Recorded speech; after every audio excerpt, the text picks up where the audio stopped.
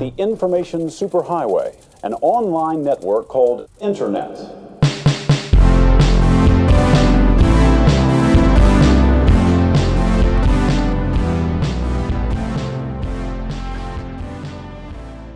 Kirby. The Hedgehog? Kirby the Hedgehog. That's my favorite Silver John. What? Welcome back to the one where we alienate our audience. Our aliens. It starts by us developing a new language. We'll call it... Yeah, it's the alien language. We're going to call this one Alienation. Alienation Nation. Alienation Nation. I like it. I don't know who named the last one. Who? It was called... Wait. It was called Scott and His Son. Okay, that was me. Okay. Yeah, I remember. That was right. Ricky was the producer. We came in with the epic music. I'm sorry. This natural light is killing me. All right, fine. If the sun was in any other position than like right there, I would be fine. But I want to throw out there. I know you have a very special thing planned for this episode, and I don't know what it is. Yeah. But I want to throw out there ahead of time to let people know, and I tweeted about this. We record these episodes sometimes months in advance. Oh, is this the thing you tweeted about? I have no idea what egg salad sandwich means. It's there was a bit in that episode where I don't know when it took place, but I was probably towards the beginning. Oh, we were talking about how many people listen to the podcast, and I wanted proof of that because you said it was a lot. So I was like, everybody go tweet at me, go fuck yourself. and you were like, well, don't do that. So I don't know who came up with it, but we came to the conclusion. Oh, that makes sense why we got both tweets. Yes. Okay. Yeah. But we came to the conclusion that we should say egg salad sandwich instead. Yeah. That was good. So that's we got a ton of those. Yeah, that now I understand that people actually listen to this. People do, and not only that, but people make fan art from it. Yeah, we got our first fan art. We've gotten a couple. I felt. Well, like after the first stream, we got a fan art. I can't hear you anymore at all. At all? Yeah. Oh no! Hold on. What is happening? Oh no! Is it a repeat? Here, are you still showing up on there? Now I can hear you. Okay. Nope. Now I can't hear you. What the hell is happening? I can hear everything fine. Maybe you're just really quiet. Here, shout. Ah! Oh, it's like intermittent. It's like buzzing in and out of my headphones. Are you plugged in all the way? I am plugged in all the way, but I feel I just need to find a sweet spot in there.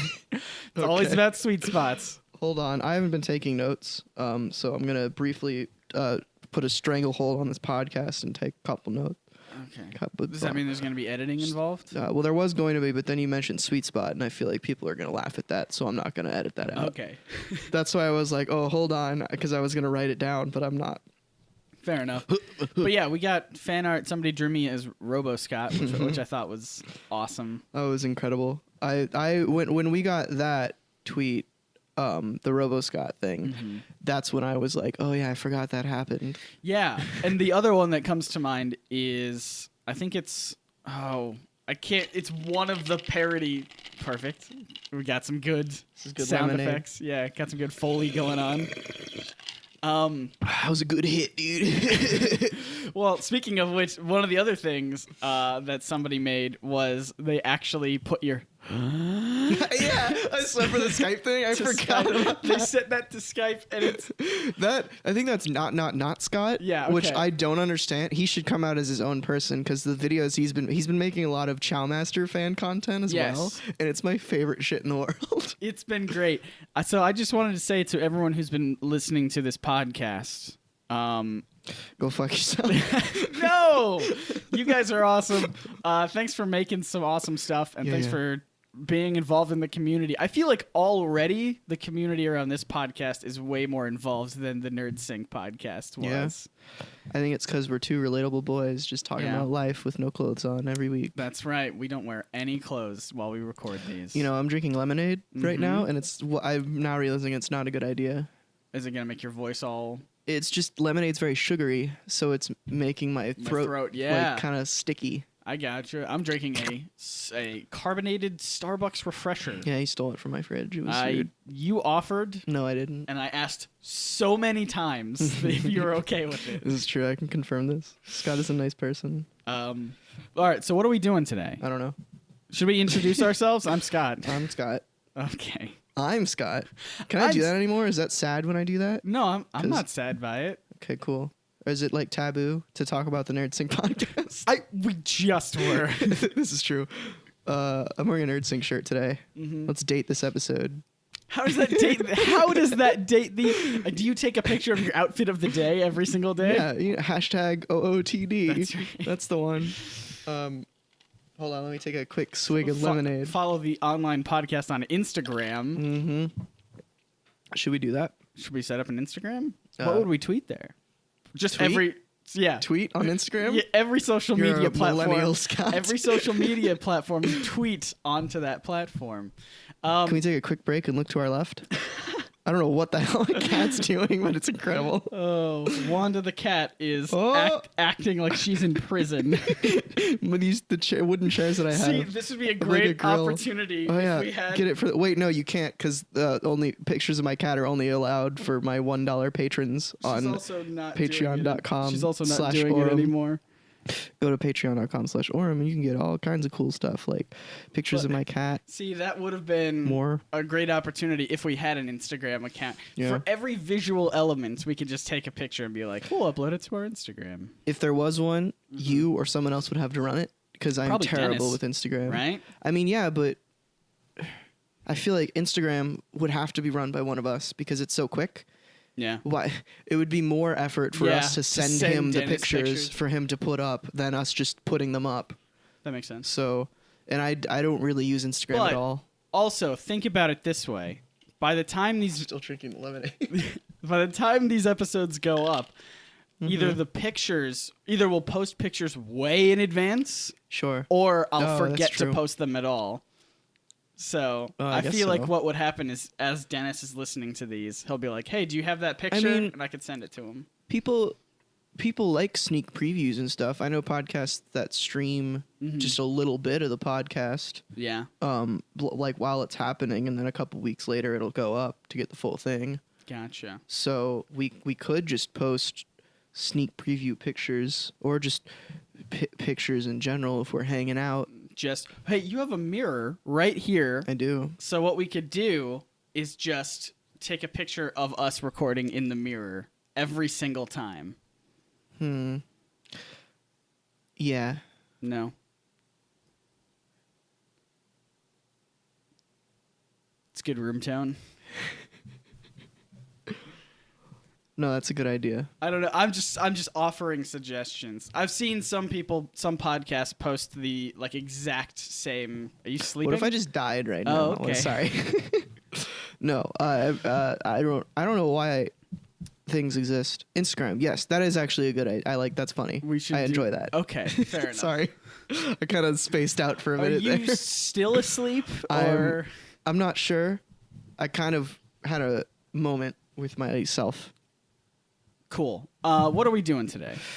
Wait, are we done with the Instagram conversation? I have nothing else to add. Okay.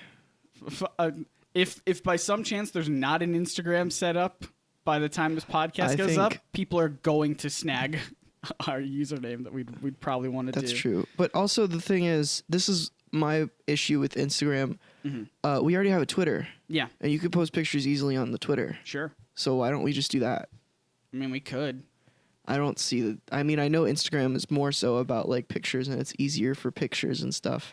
Here, everyone who's listening right now, go ahead and Instagram at us. Wait, how are they going? That's not a thing. I mean, you can tag us and stuff, but that would be hassle. No, just if we get 500 likes on this video. What? On the YouTube video. Oh, I was just making a joke. Okay, but it does go up as a video. This is true. I forget about that. Well, this is the other thing we could do too. I was thinking about this, and this would be way more work for somebody. I wonder if Bryce would want to do it because he's used to doing podcast stuff. But wait, can he edit this now since the Nerd Sync podcast is over? He probably could if you asked him to. He needs something in his life. That's a brilliant idea. I'm just saying that he probably has enough on his plate. Yeah, I have the notes. He doesn't need to do it. But I was just saying, I don't want to subject another person to this podcast. I was just gonna say, if he really wanted to, we could very simply employ him for the videos of the podcast, which are just right now still images with voiceover over it. But we could get him to be like, if we mention something, he could throw it up on screen or something like that. Ooh. Are we a Let's Play show now? Yeah. We Well, have and an then we can editor. shout out to our editors. Hey, Bear. Hey, Bryce, throw this up on screen. Scott wins. Sorry. Yeah. I just want to. We're making the same reference, but I want to clarify. But I didn't forget Bryce's name in the moment there. Yeah. I was making a reference You to weren't Game making Grumps. you weren't making a callback to Barry, the fastest elephant Oh alive. no, that is. I reference that more in my personal life when no one is around, more than anything I should reference. It's the funniest thing I've ever said. Is it? Yes. That's kind of a low bar. Exactly. I'm not a funny person. That's why I started a comedy podcast about nothing. Fair enough. It's called. Is that what we are? Alien. I don't know. I don't think I classify us on iTunes as a comedy show. What do we I don't know. classify it as? Oh God, that's a great question. What are we? I think I just put it up as like hobbies and games. I don't know. Hobbies and games? I don't know what we are. That's too vague. I feel like comedy conversational is a good. I don't think conversation's not an option. Oh. Well, I was speaking. Oh, okay. What are the iTunes things then? There are a lot of them, but like the broad topics are stuff like comedy, educational, hobbies and games. Why is hobbies and games one? Well, people I like feel like hobbies and games right, should right. be one. So that you can have subcategories. That's like the broad one is Oh, okay. hobbies and games, and then under hobbies and games you can do video games, or you can do like trivia or something like that. Okay. But if you don't know what you are, or if you're a lot of different things, then you can Sure. do the broad. Just broad hobbies and games. Like there's nothing under comedy. Comedy's comedy. There's no like types of comedy, which I feel Yeah, like there are. Not on iTunes. I'm saying not Oh, okay. on iTunes. They listed comedy That's as one stupid, thing. iTunes. I know. I feel like they should list it as like Yeah. is it like maybe a scripted comedy because there are yeah, scripted you could have podcasts, like or- satire or Yeah. dark or meta or Yeah, is it just clips of stand up or something? Like Yeah. there are all sorts of different podcasts that you can do. You could have like stupid comedy, like Mm-hmm. Larry the Cable Guy. Oh shit, calling out Larry the Cable Guy. Oh on man, podcast. there's gonna be 1,000 people who tweet us and it's like, did you know that's just a persona that he does and it's not his real? I don't care who you are. That's funny. Anyway, sorry. Where did we go? What are we doing today? I haven't. I don't know. What are we doing today, Scott? Don't do this to me again, Dylan. We'll talk about the elephant in the room. No, you sat me down. I do and have a you plan, said, but yes. we haven't recorded in like a month. Yeah. So just because of happenstance, this is actually going to be a good segue, but I'll get to it in a minute. Because Scott's been busy and other things, but I'm out of Don't blame this on me. No, the other things is the segue, which is why I don't want to say it yet because I'm not done with my thought. I started too early. But yes, it is Scott's fault. So I was just wanted to say that I'm off my game with the taking notes thing that I normally do because it used to be like second nature. I know what we're gonna talk about. What? All the clues are coming together. Are they? We're gonna talk about Zelda. Oh yeah, we are. Yes. Oh hey, I didn't even see. That was Dylan whips out a giant The Legend of Zelda book Hyrule that's been Historia. sitting there. Yeah, it's been sitting a foot away this whole time. I totally missed it. I pieced together all of the clues from you saying like other stuff, and I know that you've been Yes.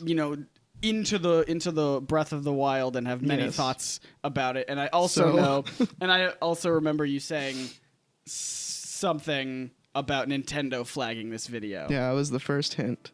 Yes. Let's get some nice title theme music going here. All right.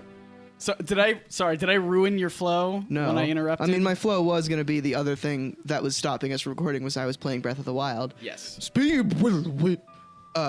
So Can this is we get some Breath of the Wild right now? it's not wild enough. No. You want to hear wild? Yes, please. Oh man. Yeah. Contain yourself. You're impressed, aren't you? So anyway, this is Ocarina of Time music, by the way. This is not Breath of the Wild music because Breath of the Wild doesn't have any fucking music. Anyway, so this I podcast, see you have opinions.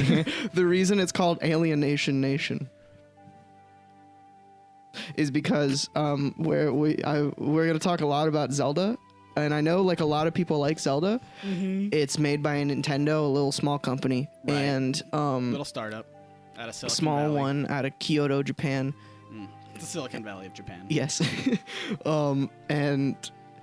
But the main reason that we're alienating people is because I'm going to be spoiling literally everything. Oh, Which okay. I didn't check with you beforehand, but I'm sure you don't care. Do not care. Will never play it. Yes, I figured. So sorry. Oh. This skipped ahead. Is it on shuffle? No, it's just on play. How do I make that not do that? How do you make it not do what? Wait, I can just repeat that. Yes. Hold on. What do I want to repeat here? That's a good question. Talk about Zelda for a minute, Scott. Okay, so I have never played any of the Zelda games, but I have watched people play them. When I was a kid, I watched my brother play it. You want to hit it again? Or do you? What? Why did I hit it again? I thought you wanted one song to repeat. Yeah. Yeah. Oh, it just repeats once? Yeah. If you just hit it once? If you hit it once, no, it repeats the whole playlist or album. Oh, that's loop. stupid. Well, because most people want that instead of just repeating the same song over and over again. Yeah, well, most people are stupid. All right. Anyway, so I've never played them, but I've watched other people play them. I watched my brother play Ocarina of Time and Majora's Mask, which I've never seen the end of. I don't think he was able to beat Everyone it. dies. Okay, cool. That's not true. Well, according to game theory, they're already dead. I just watched that video today. Yeah, did you? For like the 4th time. Yeah. Just because every time after I'm done playing a Zelda game, I'm like, ooh, I want to look into Zelda theories, and then they're the only people that come up, and I'm like, That makes sense. I want to kill myself. They recently put up a Mass Effect theory about indoctrination, and I'm like, you are 6 years too late, buddy. But, I mean, that just plays into the conversation we had on a previous podcast about, is it ever too late to make a video? It doesn't matter. Anyway, the point is, Yes, I've never God, played... you hypocrite. The point is, I've never played any of the Legend of Zelda games, and but I've been watching the... How dare you. I've been watching the Game Grumps Game play Grumps? this. Breath of the Wild? Yeah. Are you... Okay, so have you watched their entire series that's up so far? So far, I might be one episode behind. I Okay, don't know, I'm just but trying pretty- to... pretty I've up to also date. been watching it since I beat the game, so I'm just trying to get a feel for how much you know of Breath of the Wild. Yeah, So they're still in the Zora's domain right now, I think right? so. Cool. As of this recording. So, quick spoiler warning: the way that this podcast is going to go, I'm going to tell all. This is my tell-all book of the industry right now. Can I just say, as like a side note, I What? love that whenever any of us is about to do something, we like grab the microphone in Yeah. a stand. Like, I mean, all right, we're gonna get to this. I don't have my fidget cube with me right now. Yeah. So I'm just looking. There's also not as much on the table as there normally is. Mm-hmm. So I'm just kind of looking for something to mess with, Something to which is grab. why the fidget cube exists. Go to youtube.com/patreon.com/aurum.com. Have you seen the? We're going off topic, but I just really quickly. Have you seen the other things, the fidget spinners? Yes, That those have been everyone's- around for a while. Yeah. but like they're making a renaissance. They're right now. making a huge renaissance. Andrew, who helps out with editing for both of us. Yeah, he's our little slave. He's 3D printing some with like a NerdSync logo on it or something like that. I want one, Andrew. Yeah. All right. Unless they cost money, then I don't want one. Yeah. Who knows? We'll see how that goes. I'm sure you'll get one for free if it has your logo on it. Or I will too. What? So what did you want to talk about? Oh, is that the end of your thought? Yeah, we went off two different tangents from like touching things all the way to fidget spinners. So what? Yes. So anyway, I was ironically laying out the format for this podcast, this episode, because this one is a format, guys. It doesn't seem like it so far. No, I was gonna mention the one where I actually have things to talk about is the one where we just have natural conversation flowing without having to try. Yeah. But anyway, I'm gonna be spoiling every Zelda game ever, including Breath of the Wild, and also I'm going to be talking about kind of just airing out some issues and praise that I have with Breath of the Wild. So basically, what's gonna happen is I'm gonna talk about Breath of the Wild for a while, and then Scott's gonna be here as my wall, and then I'm gonna briefly, which is why the Hyrule Historia is in front of me, which you can see if you use your podcast vision. Can we throw it up on screen, Bryce? It has the official Legend of Zelda timeline in it, and I probably know it by heart at this point, but I want to have it here so Wait, you can are you see. going to call out like inconsistencies? No, Oh, I just okay. want to explain it to you. Oh, because I've okay. been wanting it to. Because also Breath of the Wild isn't officially placed in the timeline yet, and I want to talk about some theories as to where it actually is, and you should make where a I video think it about is. it. I don't. This is okay. This is my decision. Yes. Was I'm gonna use this podcast as my outlet for gaming knowledge. Okay. Because I have a comic book YouTube channel. Yeah. Well, it's and- not like it's called Orum's Comics. Yeah, you're right. Wanda's going crazy again. See, that's what's great about NerdSync, is I'm learning to appreciate. It's just nerd I sync. can just It's talk not, about whatever. Yeah. But I honestly don't care about format. Yeah. But like I could talk about it on whatever. But I also have this podcast. Yeah, so, you've got an outlet. I briefly considered. I can say this on a thing for the first time because this will be out after the other thing that I'm about to say is out. I briefly Who? considered talking about it on Orum's forum, which comes out tomorrow at the time of this recording. Woo! And but then I was like, oh, I'll just yell at Scott about it because that sounds like fun. Perfect. Before we get started, Sure. can I ask you to remove the cat hair from your microphone that's sticking out? Because it has been bothering me. Sure. Thank you. Sorry. Look at the culprit over there. Wanda has like a. Look at the assailant. Wanda has a. She's having a really hard time getting comfortable. She has a radio show, which is why the hair was on the microphone. She has her. Go check it out. It's called Cat's Thoughts. Yep, she just responded. Anyway, let's get a different track going while we get into this. And let's see, and people can tell that these aren't Wait, edited not that one. because everything's recorded on one audio track, right? No. Oh, It's all different. Oh, so the music is on a different track too? Yeah. Oh, perfect. I was gonna say that would be incredibly Why? Do you want me to hard do something? No. I was just saying that would be incredibly hard to edit if we flubbed up and there's music playing in the background. Oh no. Well, I wanted that to be there. Yeah. Because it's nice. No, I get it. I'm just saying. Let's have. I like right. this one. This one's cute. Yeah. This is Kibora Gabora's theme. Who's that? He's the owl from Ocarina of Time. Oh, that guy. Who, spoilers, is actually the king of Hyrule. Mm-hmm. Wait, really? Yeah. Did you not finish Ocarina of Time? I never assumed played you watched, Ocarina of Time. I just assumed you watched the Game Grumps play it. Yeah, I don't remember that being a thing. I think so. I'm pretty sure. No. Yeah. I mean, yeah. You would know better than I would. Yeah, because after Link picks up the Master Sword and he wakes in the thing, he's the sage. Oh, he's that guy. I'm pretty sure he might not be the king of Hyrule, but that's traditionally in Zelda. Your helper dude who helps you out is the king of Hyrule. Gotcha. Like in Wind Waker, the king of Hyrule is actually your boat. In in Breath of the Wild, the old man that helps you out is the king of Hyrule. Mm-hmm. Again, spoiling everything. Yeah, are all of it? Is the boat thing a spoiler? That sounds like It's a huge spoiler. Yeah, I was gonna say that sounds like a huge. It's a massive spoiler. I never heard of that one. So yeah, I mean, I feel like we've said spoilers for Breath of the Wild, but I guess from here on out, just spoilers for all of the Zelda. I said that. I said I'm spoiling, all of blanket? Zelda. All right, yeah, cool. Because we're gonna talk about the timeline in a bit, and the timeline has to do with spoilers. Gotcha. So, but anyway, I'm gonna get into, I guess, my Breath of the Wild review. Perfect. How long have we been recording so far? 23 minutes. All right, you have about 30 minutes to get through all of this. I don't care how long this podcast is. Fair 30 minutes. 37. That's how math works. What? Math. Oh, I didn't know we went full hours. I thought we did around 50 minutes. Well, that's minutes. I feel like that's our cap. Okay. We've done an hour and 20 minutes That's before. true. That was the all right, childhood just episode, get to it. So. We've delayed. Dude, this is your fault now. We've delayed. If this podcast is a minute over an hour, I'm going to burn my apartment down and blame it on Scott and Ice Wander. Well, you heard it here, folks. Legend of Zelda Breath of the Wild is a bunch of poopy-ass dicks. It's not. Do you really actually. not like it? No. I remember you tweeting out like how you just weren't gonna play it anymore, and then like then I texted you like, "Hey, we should do a podcast soon." And you're like, "Yeah, I've been playing Breath of the Wild too much." Okay, so I'm gonna hold on. I want like the fairy fountain theme. Where is it?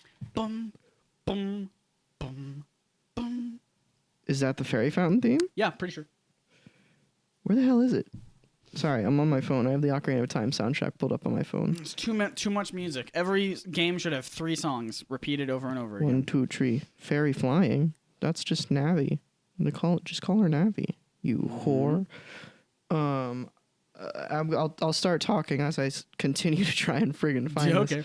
this. So Breath of the Wild, I don't really give things.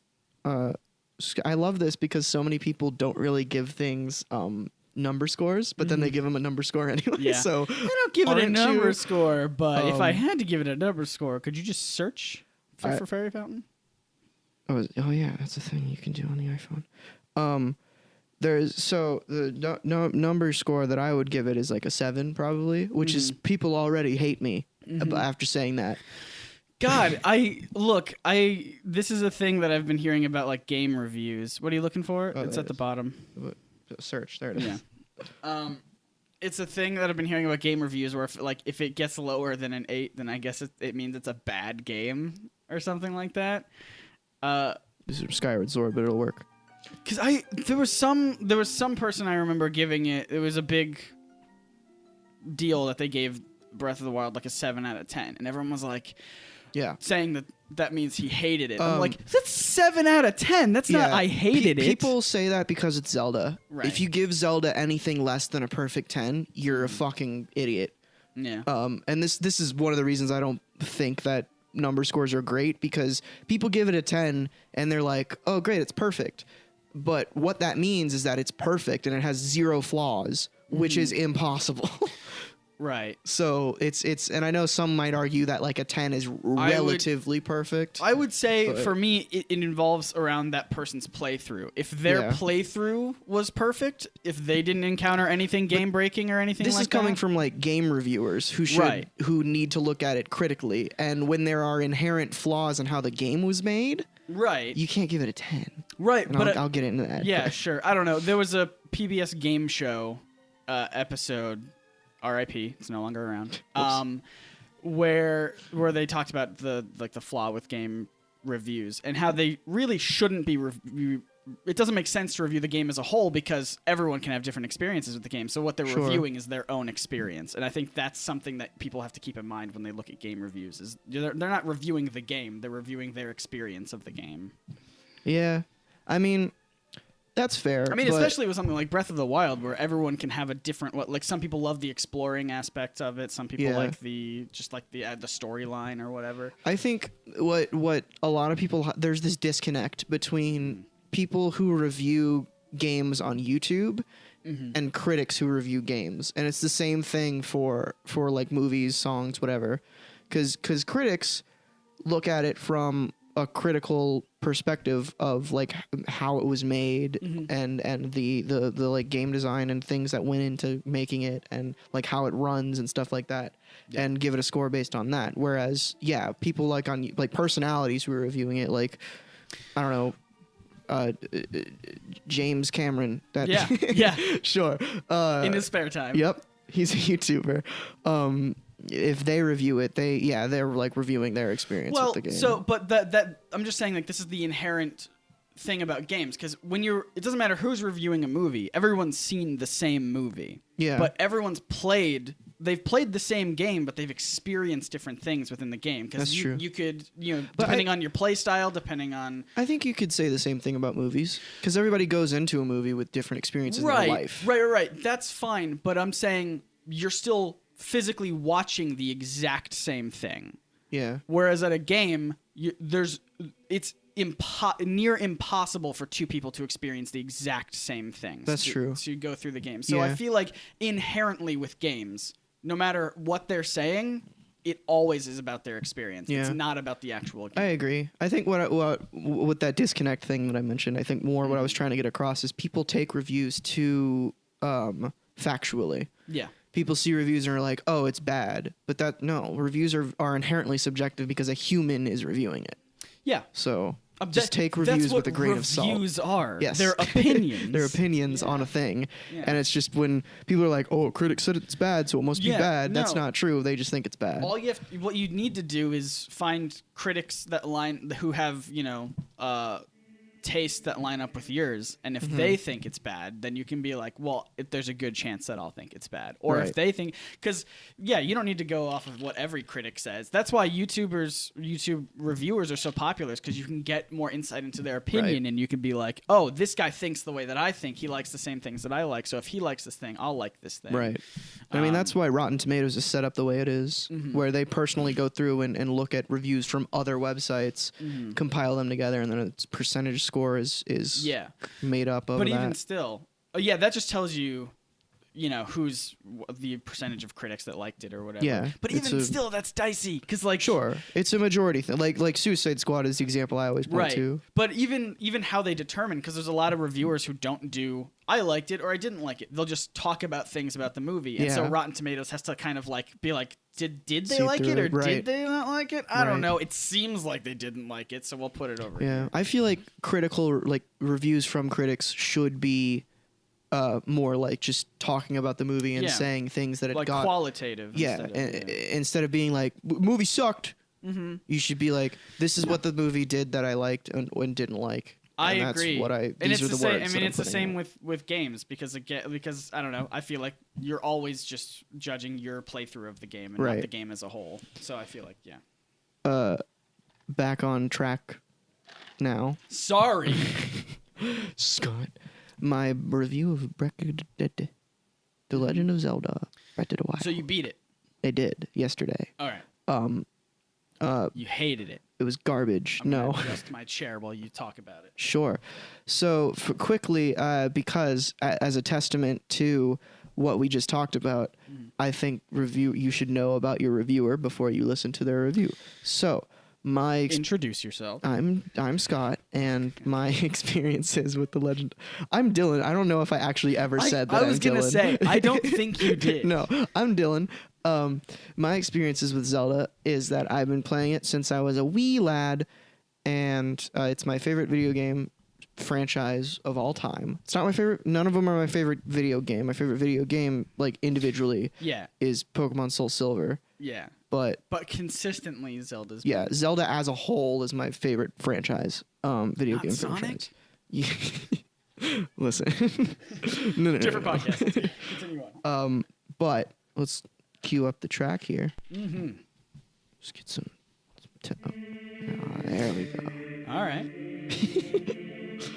This is the Temple of Time from Ocarina of Time. It's a nice airy tone. Anyway, Breath of the Wild is fine. What? It's dusty.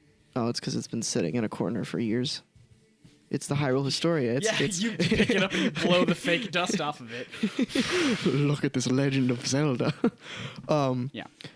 Anyway, so Breath of the Wild, I said earlier, I give it an overall 7 out of 10. The reason I'm not fucking in love with it like most people are is and the reason I wanted to say that I am very in love with the Zelda franchise, my favorite video game franchise, is because most people assume that if you hate Zelda or Mario or any big beloved franchise then that you must hate the entire thing. You've always hated it and it's just not for you. Yeah, you're too cool for it. Yeah, you're just wrong. Yeah. But that's not the case. Or you're taking a stand or something like that. Yeah, I love Zelda. Wind Waker is one of my favorite games. Majora's Mask is great. Twilight Princess is great. Ocarina of Time is great, but it's got flaws. These all have flaws. The best game of all time. How dare you? I love when people are like, Legend of Zelda Ocarina of Time is the perfect game ever. And I'm like, bitch, what the fuck? What? It looks like ass, first of all. As a person who I value story over most things when it comes to games, I remember being real sad when I watched my brother finish the game, and I saw that big party with all the characters that you met, and I was just like, this is how a game should be. Ocarina of Time is great, but people just disregard its flaws because they grew up with it and it's Zelda and whatever. But which is the same thing with Breath of the Wild. A lot of people are, and people that have been critical of Zelda in the past are disregarding its flaws because it's Zelda. Yeah, which is bullshit. So. First of all, I'll do the positive before the negative. Yes, please. I love a lot of Breath of the Wild. It's breath of fresh air for the Zelda series. It's an open air thing. Yeah. It's an open world game, Yeah. and some could argue that almost all of the Zelda games are open world, just less so to an extent. Sure. Nintendo, and I'm sure this term has been used in the past, but they've been using this term open air to describe Breath of the Wild as opposed to open world, which makes a little more sense to me. Because you can glide.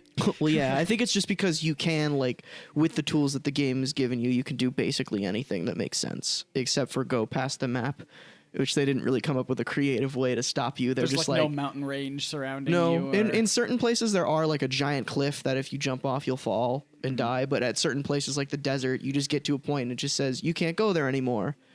Even if it makes like you can come up to, there's one part I think in the northwest region where you just get to a mountain where the entire game you've been able to climb any mountain you want to, and you can't climb this specific mountain because it's off the map, and you're like, what the fuck, I want to go here. But they just won't let you because the game has to stop somewhere. But you could be creative and come up with a reason why you can't go anywhere. But just put a giant border wall. Yeah, exactly. Just put a giant on the other face end of Shigeru Miyamoto in the sky that says, you cannot go here now. Not today, Link. In some future DLC, perhaps. That we're going to lock behind a paywall, and we planned it from the beginning. Anyway, Breath of the Wild's great. It's got a lot of fun characters in it. The atmosphere is great. Mm-hmm. It feels like Zelda most of the time. Sometimes it doesn't, but we'll get into that. I don't know. It's hard to think of. It's a good game. It's hard to. This is the case with any review I do. It's hard for me to think of praise over negativity because negativity jumps out at you, whereas praise is just you're just like, ooh, that's nice. Mm-hmm. I'll say some things that I like just from watching. You like about? It. Oh yeah, sure. Go ahead. Yeah, I mean, I think it's very pretty. It has an aesthetic that I enjoy. You disagree? Art direction is good. Yeah. The actual graphics are not great. Yeah, that graphics are what I'm more talking about the aesthetics of the game. That's I figured. It's very it's something weird to me that just this is how my brain is wired, but the game looks like ass to me until I make the connection in my head that they were trying to make a studio. I don't know if they were trying, but this is what it feels like. They were trying to make like a Studio Ghibli game. What does that mean? Have you seen like fuck. Okay, I'll quiet down. Like Princess Mononoke or My Neighbor Totoro or anything like that? No. No? Okay. Well, the game looks like that with very kind of muted colors and everything is like looks like it's kind of blurry. And once that connection was made in my head, I was like, oh, this game's actually pretty. But the game is just not like the textures look garbage. There's aliasing fucking everywhere. But which I know is your biggest pet peeve with anything. Is garbage. Nintendo loves aliasing for some reason. Every game on the DS and the 3DS looks like it looks like aliasing was a feature in those games. And I'm like, stop it! You have the tools of the trade. Look at the PS4, Horizon Zero Dawn. There's not a single fucking thing in that game that has aliasing. Yeah, it's beautiful. I've heard, and this is just from what I've heard, so I don't know if you've had a different experience. I've heard that a lot of people enjoy it because it's not super handholdy. I found the Fairy Fountain music. Yeah. It's called Fairy Mountain on here, not Fairy Fountain. That's why. Anyway. Oh, but yeah, I've heard people say that it's not a very handholdy type game. Oops, sorry, I hit the cord. No, it's not, and that's that. Yeah, that is a positive. But again, people are giving this game way too much praise because they're like, it's innovative. Nobody's ever done this before. Yeah. It's the opposite of innovative. Yeah. This is Nintendo conforming to standards that have been set by every other open world game in the open world, like action, adventure, gathering stuff game. Would you say it's in the past. Innovative for Zelda? Yes. And that's what Nintendo's trying to get across. But people are taking that as it's innovative and no one's ever done that before because they hear Nintendo say it's like it's innovative for Zelda and all they hear is this is the best. Okay. Oh, but yeah, so let's get some Lost Woods going. Yeah, okay. Because that's peppy. Yeah. For the positives. So yeah, so it's innovative for the Zelda series, but it's not at all innovative for gaming in general. Yeah. Nothing new happens really in this game. It's just things that have been done in other games that haven't been done in the Zelda franchise before. Sure. Which is fine. It's still good. The equipment system in it is really fun. And I'm mostly talking about like the armors and stuff. The armors are great. How you come across them is really good. The game design in it is beautiful, as is most Zelda and Nintendo games. The puzzles. The puzzles are fine. You don't just have to look around and shoot at an eyeball.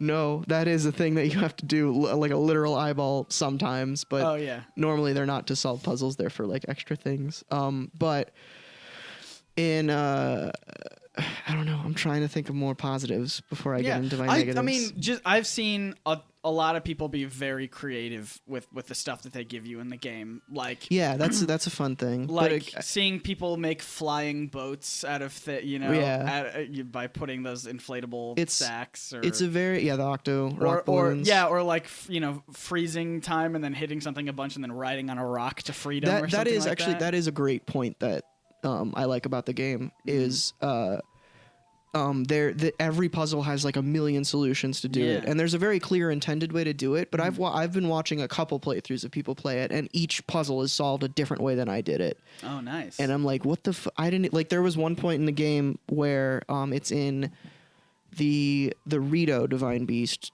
What's his name? Fucking Meadow. In the bird dude, and there's a chest where it's up on a high platform, and you can control the divine beast and control which way he's tilting. Yes. So in the actual thing, the intended solution to that is to tilt the bird a specific way so that you can jump and use your paraglider to fly to the chest that's too high up if he's just like neutral position. Yes. That's how you're supposed to do it. Okay. I didn't think of that at the time. So the way that I did it was I grabbed a metal ball from the room next to it. And there's a platform everybody look to your left to see this visual. We'll have a picture interpretation. On Instagram. Yeah, sure. There's a platform like at the same elevation of the chest, but there's a space in between that you'll fall through, and it's you can't paraglide over to it because Link won't jump up onto the thing because it's not climbable. So the way that I did it was I took the metal ball, put it above that space, let it fall, use stasis on the ball really quick, like as it was falling, like super quick in a time, and then jumped on the ball and then jumped onto the platform. Oh, man. I made it way more complicated than I needed to. I did that a couple times in the game where I used 2 runes in quick succession, which you never have to do in the game. It's never intended to do that way. But I did it just because I was like, yeah, that's how you're supposed to do it. Yeah, and then I see someone else do it way easier, and I'm like, oh. Fine. But that's a really fun thing because it gives you your own unique experience, and it lets you solve the puzzle in a way that it's not like, oh, I see what you want me to do. Right. Now I just have to do it. I mean, the amount of times I've seen like GIFs of people who beat a puzzle by like jumping up on, like doing the stasis, hitting it a whole bunch, and jumping up on it and like flying across, and then just be like, "Yeah, I skipped the whole puzzle. I'm just here now." Yeah, there's one where I cheesed pretty much all of the apparatus shrines, which those are the ones that use motion controls. Oh yeah, and they're fucking awful because motion controls are shitty. There's like 4 or 5 of them in the game. And the first one infuriated me to the point where I almost threw my gamepad. Oh man! I played it on the Wii U, and I normally played it with a controller. My gamepad is across the room, so I'd be relaxed in my like under the blanket playing with my controller, my Wii U Pro controller, and then I would go into a shrine and it would say blah blah blah apparatus, and I'd be like, "Are you fucking kidding me?" Because I would have to get up from my comfortable position, walk halfway across the room, get the gamepad, sit back down, and then do a bullshit puzzle.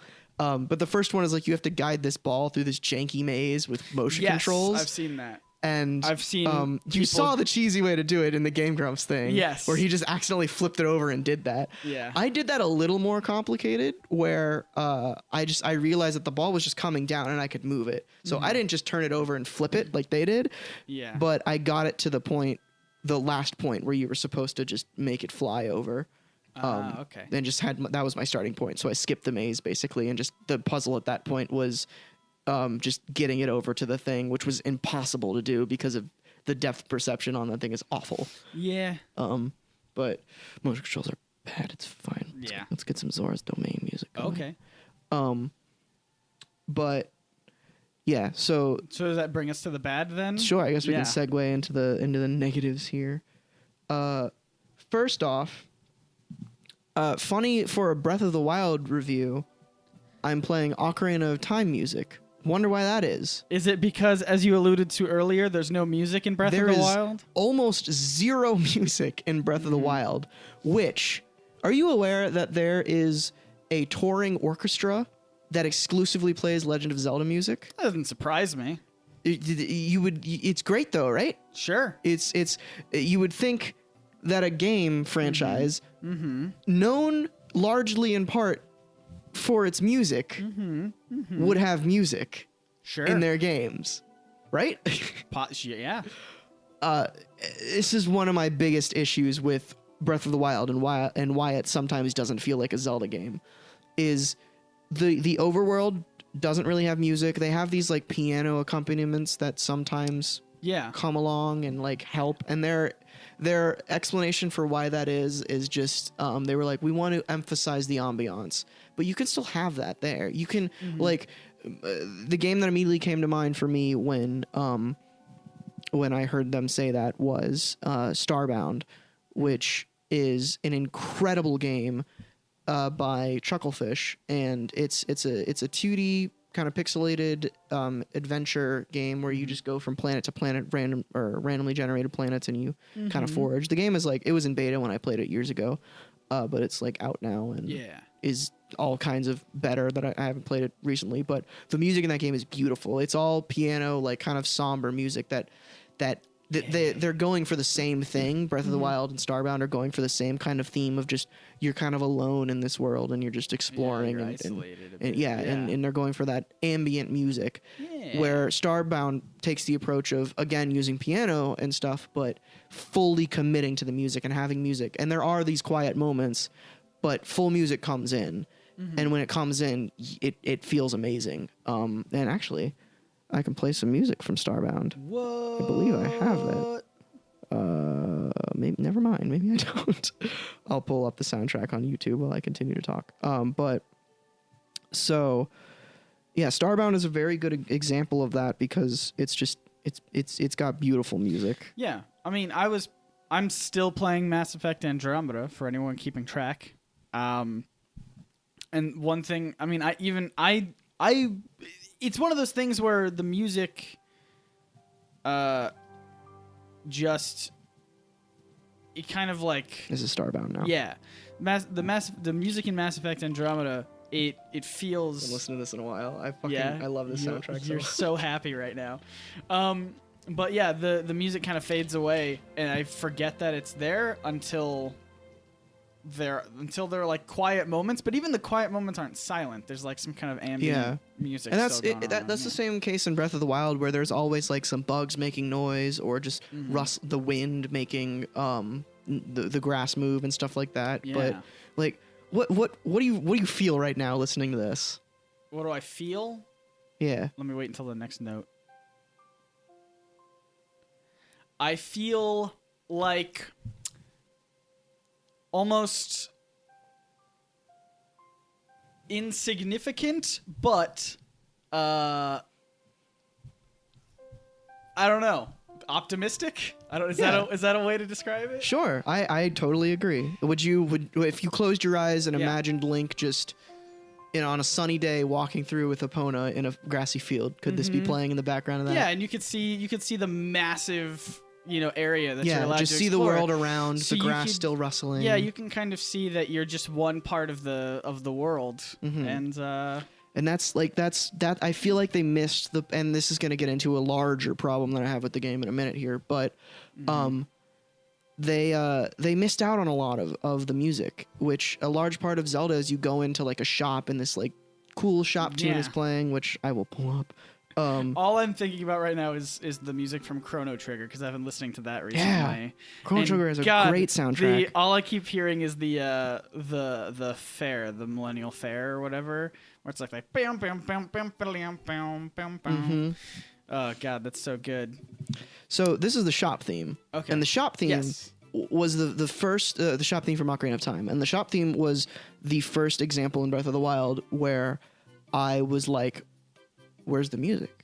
And before this point, I was fine with it. I was like, I got what they were going for, and it didn't really occur to me. It didn't hit me that it didn't feel like a Zelda game, but I was like, I see where they're coming from. It's just, and this was still very early on. I was in the first couple hours of the game. But when I got to Kakariko and walked into the first shop, there was no shop music. Yeah. And I was completely let down. I was like, what the fuck?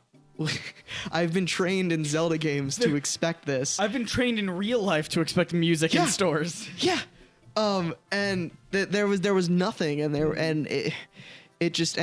are in towns, there's very incredibly subtle themes for the towns and certain places. The most apparent, besides certain combat situations, the most apparent sorry, I'm gonna stop playing. Well, I'll keep playing the shop theme. The most apparent use of music is in near the Great Fairy Fountains. Yeah, because that's a convention they decided not to break for some reason. Is they play the traditional Great Fairy theme, which I guess I'll pull up again. I've lost it. It's gone. It's Fairy Mountain. Yes, but I can't find it at all now. Well, they should stop having so many songs. Yeah, this is why. For the people looking for it on their stupid podcast. Sorry, this podcast's not stupid. I genuinely can't find it. Whatever. Oh, well. So, yeah, they played well, I'm going to talk about it for a while, so I want to find it. Okay. You just search for it? No, I don't find it here. It's fine. There are like 1,000 songs on this thing. There's like 100. It's right here. Okay. All right. Under recents? No, I had already queued up the search. Oh, nice. So yeah, this song. Listen to it for a minute. Yeah. There, now Nintendo can flag us easier. Woo! So yeah, it's a variation of it, but it's still very clearly the Great Fairy Fountain theme. Mm-hmm. And it plays when you get close to a Great Fairy, because it's open air, so you can't just go through a thing and then the music starts playing. It's just when you get close to it, and it's cool too because, and they don't do this. This would have been cool, but the fairies in this game, how they work is there's this closed like cactus looking bud plant. You've seen it, yeah, I've seen it. And you have to offer them rupees for it to open up.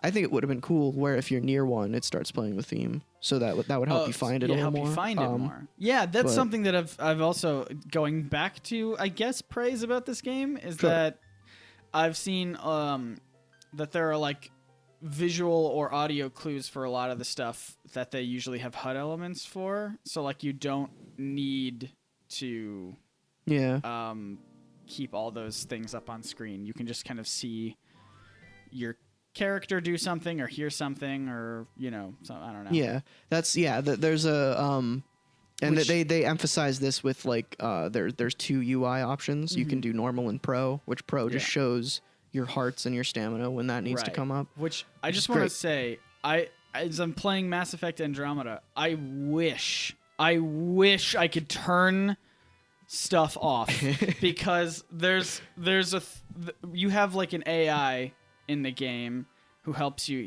He's like a very handholdy tutorial type thing. Yeah. And no matter how far you progress in the game, he will 100% of the time always remind you of things that you already know. You can just as a brief example, and we'll get back to Zelda, but as a brief example, you can, as you're driving around any planet, you can turn on your scanner and mine for stuff, like mine for minerals or whatever.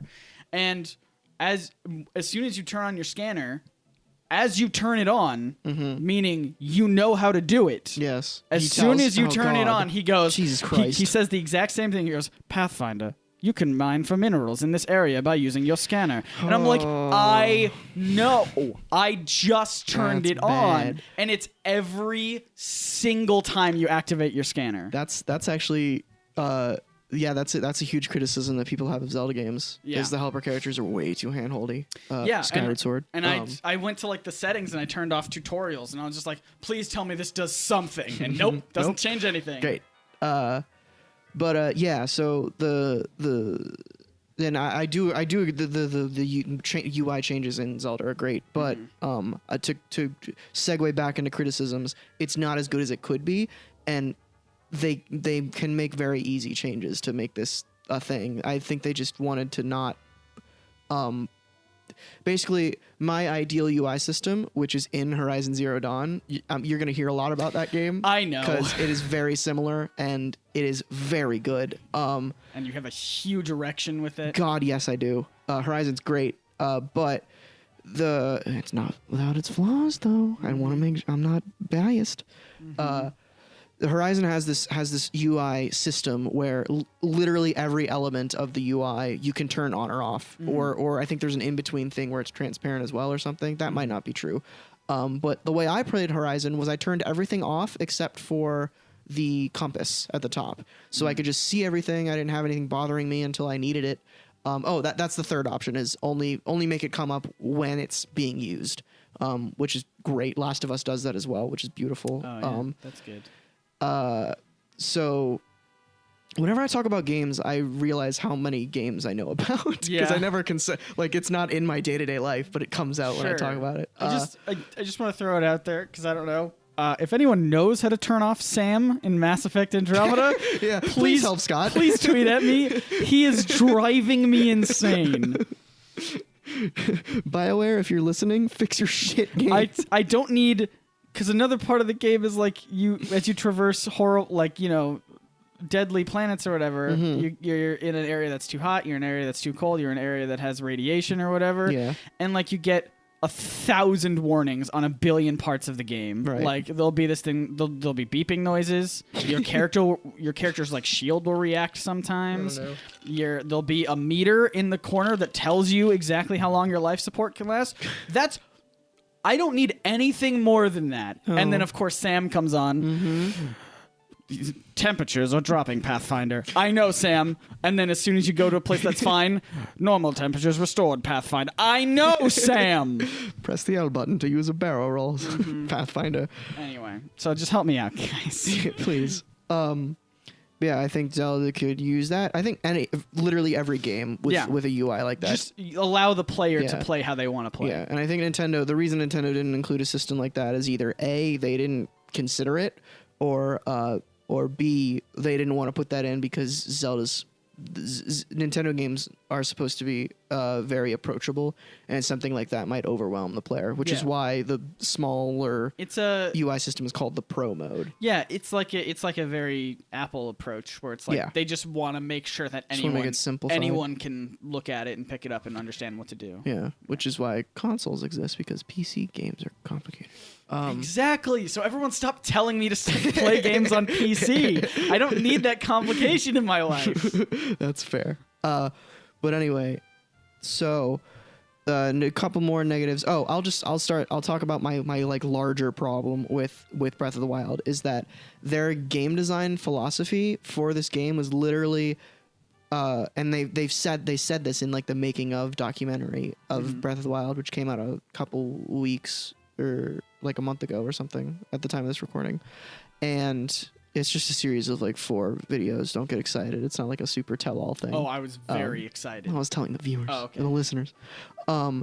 And they said basically that their mission statement was to break the conventions of Zelda. And what that says to me is they just wanted to change things for the sake of changing things, which is never a good thing. And agree to disagree. I love change for the sake of change. It can be a good thing. I changed all my thumbnails yesterday. Sure. Well, I mean change for the sake of change, when it's rooted in literally just, we've been doing the same thing for a while, even though it works very well. Let's fucking change it. Like, you change your thumbnail, I do the same thing, because you're like, you have an itch to scratch, and you're like, I want to design a new thumbnail thing. Let's do it. And that's fine, but what I'm trying to say is it didn't work in certain circumstances in Zelda. And they overcorrected or went a little too far? I had a whole series of tweets where basically my consensus was Breath of the Wild overcorrected the Zelda problem, the problems that traditional Zelda games had, by doing things such as removing music, making dungeons way more sparse. Just those are the two big things: making dungeons way more sparse, removing music, making weapons incredibly brittle. That's not really a problem that they fixed with Zelda. That's just a thing that they introduced in the game. That's not great. They did improve on stamina. They introduced stamina in Skyward Sword, which I don't like stamina at all. It has its place in certain games, and it feels natural in Breath of the Wild. It felt like in Skyward Sword, it feels like a just annoying. But in Breath of the Wild, it's more so like you can upgrade it to a point where it's fine, and you can also make food and elixirs that refill or increase your stamina on the go instead of having to rely on these stupid little fruits that are very sparse. Right. And it also doesn't run out as quickly as Skyward Sword does, but we're not talking about Skyward Sword.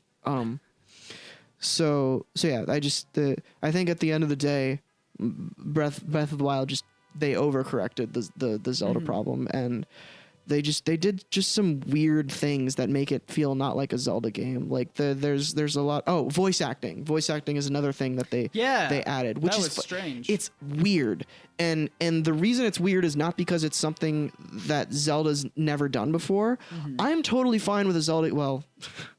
Well, it's we're not going to talk about the CDI games. It's something that a main Zelda game has never done. The reason it's weird is because it's only in certain parts of the game. It's only in very specific story cutscenes. Yeah. And it feels weird because it feels like they didn't commit, which is the same problem that I have with the music. That is weird. Like with voice acting, you should either not do it at all or do it fully and have everything voice acted. And I think in Zelda's case, they had reached a very perfect margin of not having voice acting, but feeling like it still felt natural because they had like the things that everybody would like, the little lines of not quite dialogue that would come up when people were talking, and those were great. Yeah. But when you still have those, but at the same time, like the most jarring example of it I can think of is when you talk to Teba, who is the like Rito helper, who's fucking great. I love him. He's like my favorite character in the game. But he helps you get up to the divine beast of the Rito village, and you come to him, and he's just sitting there, and he's like, "Sorry, I don't know you. You should leave." That's all the voice acting there is. Yeah, and then it cuts away, and then you just have to talk to him. And then the rest is just text on screen. Yeah, it's just text with a little bit of like things and stuff like that, and it's weird and jarring. But you do it all, or you don't do it at all. Yeah, I mean, if I can continue complaining about Mass Effect Andromeda, sure. This is also Scott's review of Mass Effect Andromeda, which I have not beaten, so it could get better. I believe I'm about halfway through the game. But I don't know if that's true. Sure. Anyway, they do a thing in all of the Mass Effect games prior to this one. Every conversation you would have with someone is like it's basically a movie. Like you have the reverse shot sort of thing going on. Classic BioWare kind of created that. They didn't completely do away with this, but they implemented a system where instead of doing that for every conversation, most conversations are just the camera just swoops in, and then you have some control, but you never see yourself. It's always over your shoulder, and you can kind of control, which makes for one horrible camera angles where sometimes you just don't see the person you're talking to. Ooh, yikes. Because you approach them in such a way that like the camera locks down. So if you're standing next to me, but I'm still able to hit the talk button, the camera looks in front, so I can't see who I'm talking to. Oh no. Other times your squad mates will want to chime in, but because I run up to people, they're so far away that I can barely hear their part of the conversation. I mean, I have subtitles on, but it's just kind of like all you hear is like the person you're talking to is like, "Yeah, I need you to go on this mission," and then your teammate from like far away will be like, "Of course you do." Incredible. But yeah, and then Mass Effect to me is a video game that desperately wants to be a movie. And that's Yeah. how I've always seen them, and that's why I love them so much, is because they're so cinematic and cool.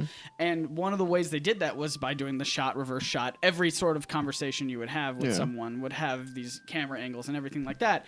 And they took that away for a majority of the game, and it just doesn't feel right. Yeah. It doesn't feel like Mass Effect. That's a fantastic that's how I feel about a lot of the things in Breath of the Wild. Yeah. Is as someone who has played almost all, or as someone who has seen like the entirety of pretty much all of the Zelda games and played most of them as well. Breath of the Wild just at times, especially early on, does not feel like a Zelda game. Yeah. And the first point that it started to feel like a Zelda game for me was when I got into the first dungeon, which there's only 5 dungeons in the game, which is garbage. And that's for me it was the Zora one, the fucking what's his name, Ruto, and that the reason it felt like a Zelda game at that point to me was because Zelda games are all about the dungeons.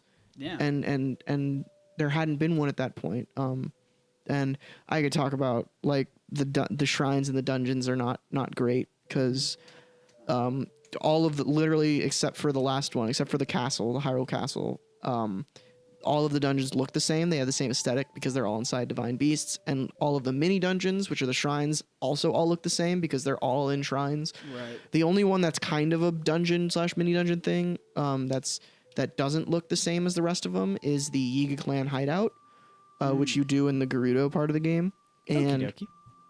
it's just because it's not a shrine and it's not a divine beast.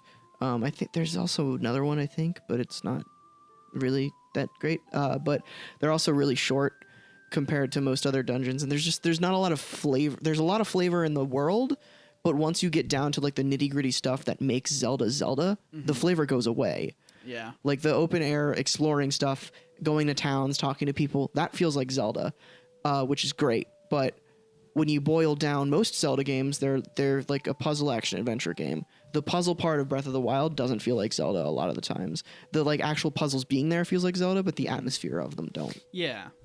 That makes sense. But yeah, I feel like I could do a whole other podcast talking about why I don't like Mass Effect Andromeda. we can.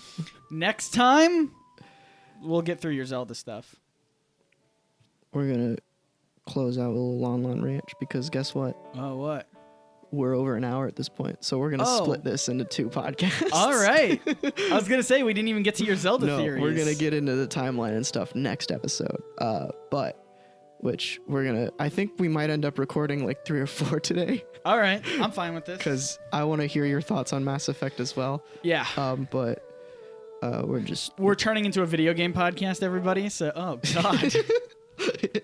Yeah, we're turning into a little bit of a gaming boy. But to close out my thoughts on Breath of the Wild, again, 7 out of 10, whatever the hell that means. I thought it was good. But it does have a lot of problems. I want to really hardcore say that I loved it. It made me feel all warm and fuzzy. It's so inside, bizarre to me that like you have to defend a 7 out of 10. Yeah, right. Exactly. Like, that's a good. If I got a people are 70, fucking rabid. if I got a 70% in one of my classes at school, my parents would be like, "Oh, thank God." Yep. But yeah, it's just it's. I have to say that because people with Zelda are like, if you don't give it like people with Zelda are. They say if it's a 9, that's fine. If it's a 10, I understand. But if it's anything below those 2 numbers, you're Satan's taint. Get out of here. Reviews are also weird because if you give something, a 10 or whatever, then people will be like, "Oh, you're just pandering," or you're just like you don't actually have an opinion. Yeah. Sorry. One last thing that I want to talk about. The game is horribly optimized, Breath of the Wild. There are frame rate drops everywhere. Yeah. To the point where sometimes it's unplayable. Like you'll go into a town or you'll have the camera facing one way and you spin it and then it like the frame rate drops to like 10 frames per second. It feels terrible sometimes. Gotcha. When you said horribly optimized, I thought that was a compliment. Because if you said if it's just the order which it came in. No. If you said if it was optimized horribly, I'd be like, that makes sense. But horribly optimized sounds like, wow, it must have been really optimized. Nope, it's not at all. And that's just because the Wii U. It's I think also, I could also talk about like the release date being pushed 2 years, which is garbage. But the Switch is not very the Switch. great. The Switch is fine, but it's just like from a hardware perspective, it's not the best thing in the world, which I understand why you have to make consequence or sacrifices because it's also a handheld device and it's tiny. But and you gotta mass produce it. Which by the way, just quick tangent, the Nintendo Switch is a console. It's not a handheld device. It's a console that also can be played on the go. Anyone fucking out there who's like, the Breath of the Wild is amazing because it's portable. It's not. It's designed to be a console experience that can also be played on the go. Nintendo would say outright that it's replacing their portable Nintendo 3DS console if it was not a home. Anyway. Do you potential side tangent? I remember a couple of years ago, it was announced that the most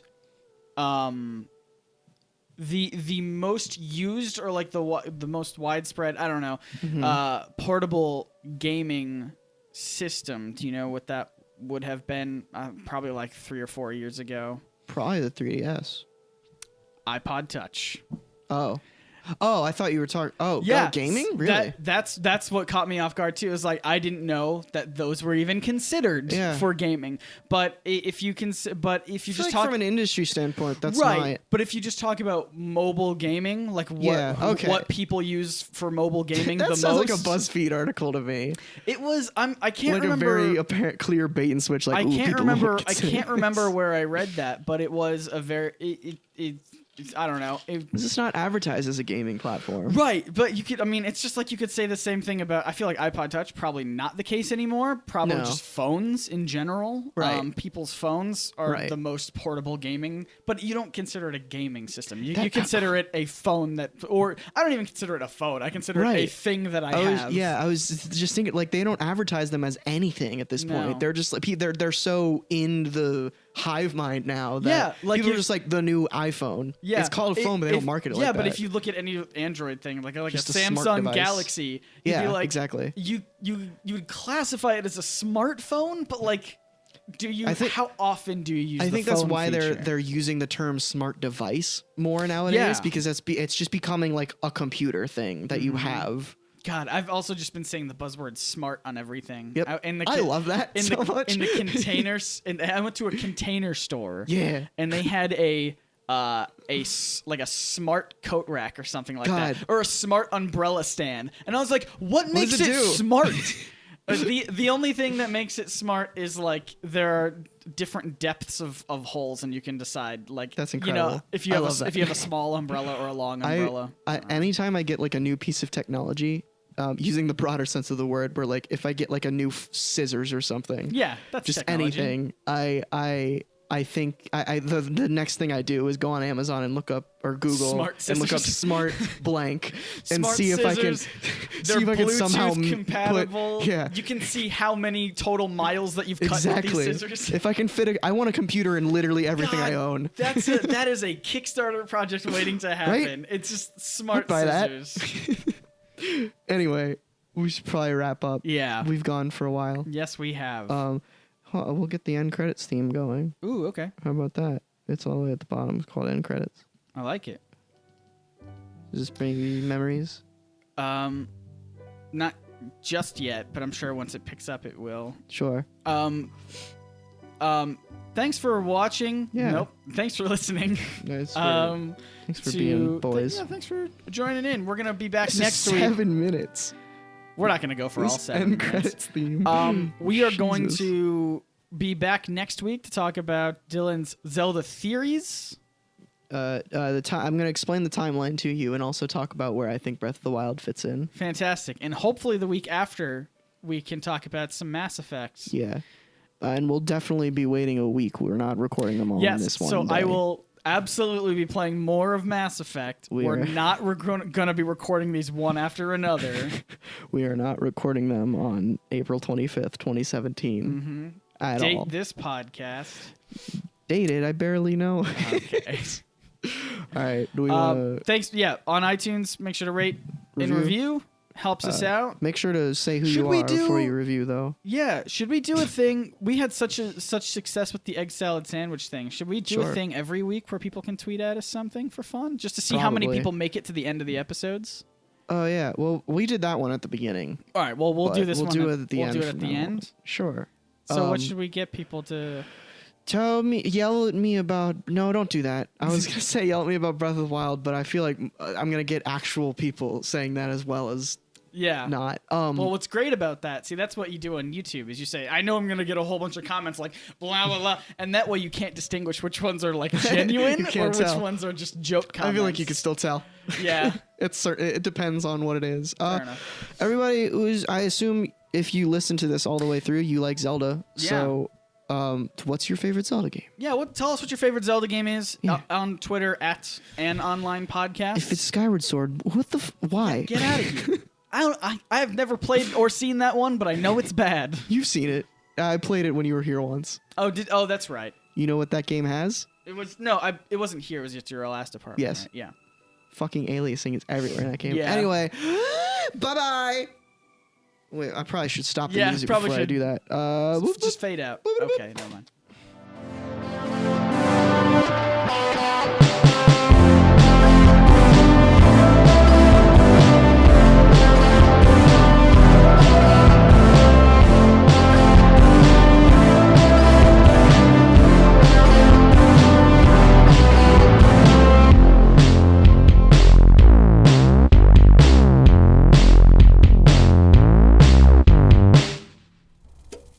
For any of our viewers who have access to internet, we invite your comments.